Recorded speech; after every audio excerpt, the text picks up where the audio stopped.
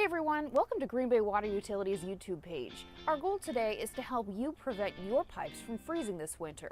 We are going to follow Rick as he prepares his pipes for Wisconsin winter weather. Starting outside the house, the first step is to remove any outdoor hoses. If you don't, all the water inside the hose can actually back up into your house and even break the pipe inside. Next, shut off the water inside your house. Third, open up the outside valve. Then, go back where you shut off your water and open the bleeder cap in order to drain the water that's still left in the line.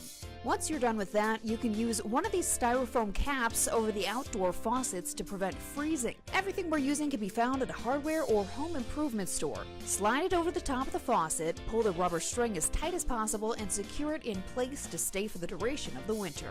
Moving on to pipes prone to freezing in the wintertime, it's smart to wrap them with insulation, especially the ones on outside walls. Now, in a desperate situation, you can use water pipe heat cable. However, buyer beware. Sometimes these start fires, specifically around combustible materials. Also, don't ever put the foam covering near the heat cable. As Rick says, this should be a last resort solution and closely monitored.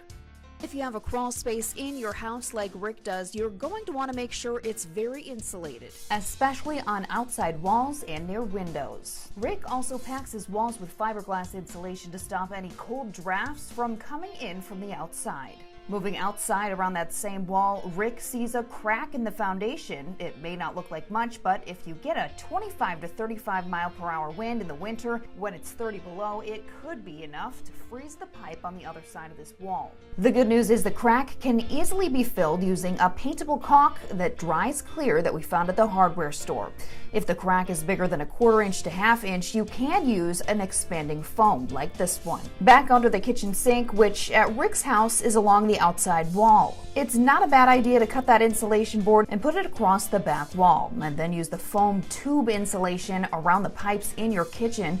Between the floor and the bottom of the cabinet, you can use the expanding foam to cover up pipes underneath so they will not be exposed to outside air. It's also a good idea, if you have a history of a freezing pipe, to leave the cabinet doors open so the heat from your home can get inside. Another long-held preventative strategy is running the faucets at a trickle or a drip. Please be aware that the water is at the cost of the homeowner or the renter, not the water utility, but it is worth it for your pipes not to freeze. If your pipes end up freezing, don't panic. Be patient and use a hairdryer to gently thaw that freeze. You can use warm towels, but whatever you do, don't use a blowtorch. It's dangerous, it's bad for the pipes, and often can start a fire. Keep your faucet open while you patiently blow dry the pipes and wait for the water to return. Thanks for watching. We hope this video was helpful and your pipes are ready to go for the winter, although we hope it's not as brutal this year.